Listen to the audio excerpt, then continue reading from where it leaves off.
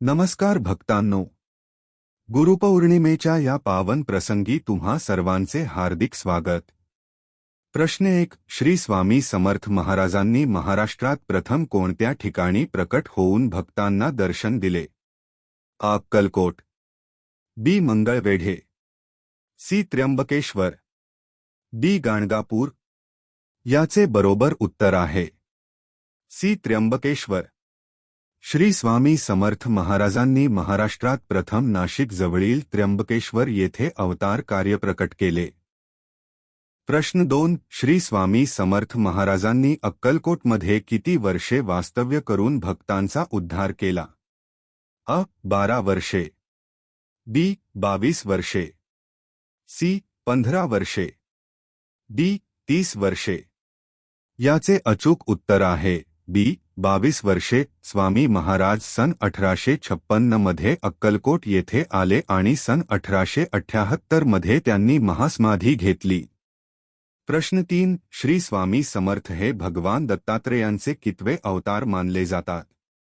अ. पहिले अवतार, बी. दुसरे अवतार, सी. तिसरे अवतार, डी. चौथे अवतार।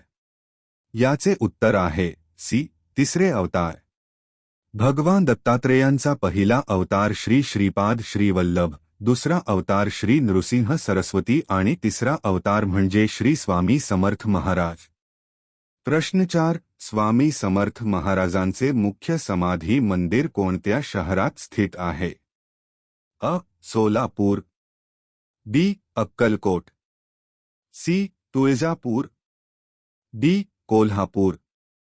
याचे योग्य उत्तर आहे बी. अक्कलकोट। सोलापूर जिल्ह्यातील अक्कलकोट हे स्वामी समर्थ महाराजांचे मुख्य कर्मभूमी आणि समाधी स्थान आहे। प्रश्न 5, स्वामी समर्थ महाराज बहुतांश वेळ कोणत्या वृक्षाखाली बसून भक्तांना मार्गदर्शन करत असत? अ. औदुंबर वृक्ष, बी. वटवृक्ष, सी. पिंपळ वृक्ष, डी. कडुनिंब। याचे बरोबर उत्तर आहे बी. वटवृक्ष।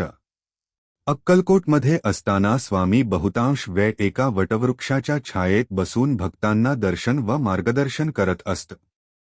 प्रश्न 6, श्री स्वामी समर्थ महाराजांचा प्रकट दिन कोणता मानला जातो? अ. चैत्र शुद्ध द्वितीया, बी. माघ शुद्ध तृतीया, सी. आषाढ पौर्णिमा, डी. कार्तिक शुद्ध एकादशी। याचे उत्तर आहे अ. चैत्र शुद्ध द्वितीया। मराठी पंचांगानुसार चैत्र शुद्ध द्वितीया या तिथीला स्वामी समर्थ महाराजांचा प्रकट दिन म्हणून अत्यंत उत्साहात आणि भक्तिभावाने साजरा केला जातो। प्रश्न 7, श्री स्वामी समर्थ महाराजांनी कोणत्या तिथीला आपली सगुण अवतार लीला संपवून महासमाधी घेतली? अ. चैत्र वद्य त्रयोदशी, बी. फाल्गुन पौर्णिमा, सी. कार्तिक वद्य अष्टमी, डी. श्रावण अमावस्या। याचे उत्तर आहे अ. चैत्र वद्य त्रयोदशी।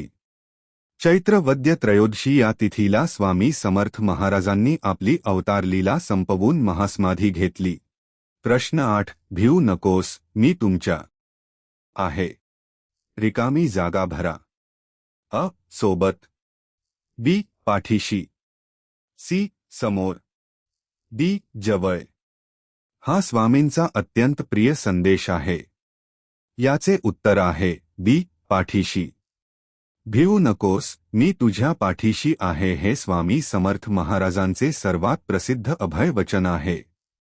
प्रश्न 9, स्वामी समर्थांचा तारक मंत्र कोणत्या ओळीने सुरू होतो व भक्तांना निर्भय करतो?